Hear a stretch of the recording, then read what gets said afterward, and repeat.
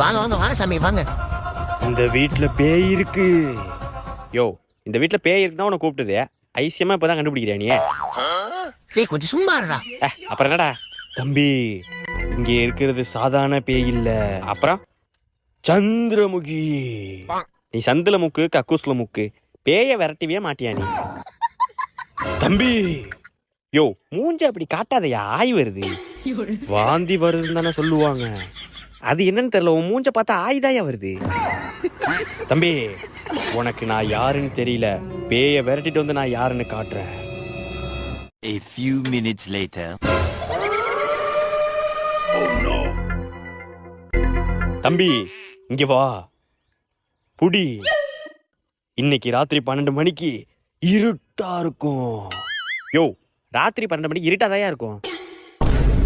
தம்பி, அந்த பலூன்ல தான் பேய்